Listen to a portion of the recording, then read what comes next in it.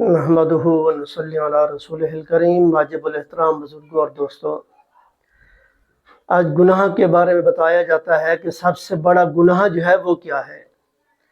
تو سب سے بڑا گناہ جو ہے وہ کفر ہے۔ کفر کیا ہے؟ اللہ کا انکار کرنا کفر ہے۔ حضور نبی کریم حضرت محمد مصطفیٰ احمد مجتبیٰ صلی اللہ علیہ وآلہ وسلم کا انکار کرنا کفر ہے، اور قرآن کا انکار کرنا کفر ہے، آخرت کا انکار کرنا کفر ہے، اور ملائکہ کا انکار کرنا کفر ہے، قیامت کے دن کا انکار کرنا کفر ہے۔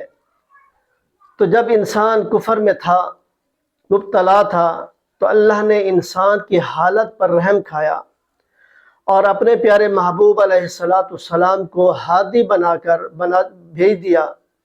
پھر حضور علیہ السلام نے آ کر بتایا کہ خدا کو ایک مانو اور اس کے علاوہ کسی کی عبادت نہ کرو، اور اس کے علاوہ کسی کی عبادت نہ کرو، اور پھر آخرت کا انکار نہ کرو، اور قرآن جیسی عظیم نعمت وہ ہمیں دلوائی، ہمارے پاس آیا، تیرے سامنے موت اور آخرت کا عقد کھولا، تجھے خدا کی پیاری مخلوق ملائکہ سے متعارف کروایا، اور تجھے دعوت دی کہ اپنے وہم و گمان کو چھوڑ کر ایک خدا کے پجاری بن جاؤ اور صاحب ایمان ہو جاؤ۔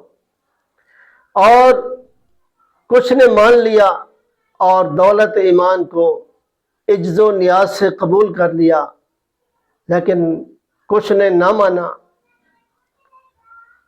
اور پھر تیری عقل نے دھوکہ کھایا کہ آج تک اسلام سے کچھ لوگ محروم ہیں۔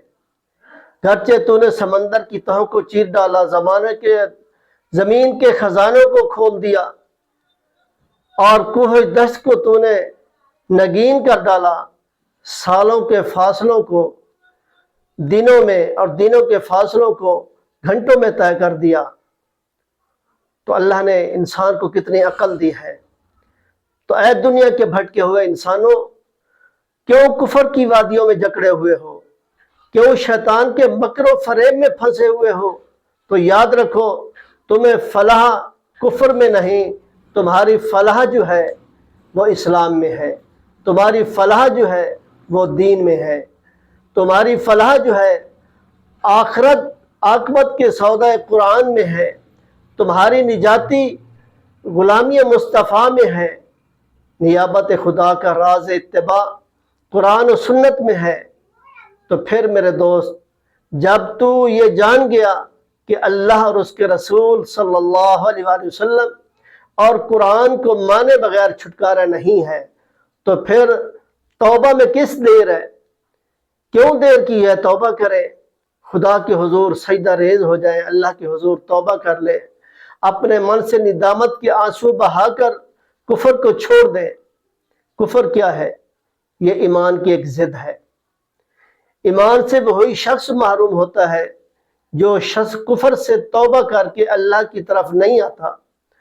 کفر سراسر جہالت ہے، کیونکہ انسان اللہ کی عطا کردہ نعمتوں کو نہیں پہچانتا۔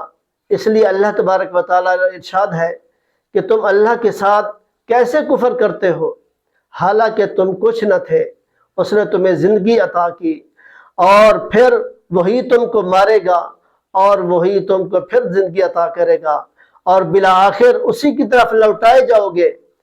تو اللہ کا یہ فرمان کافروں کو دعوت فکر دیتا ہے کہ انسان جب ہر لحاظ سے زندگی اور موت کے لیے اللہ کا محتاج ہے، تو وہ پھر اللہ کے انکار کیوں بنے ہوئے ہیں؟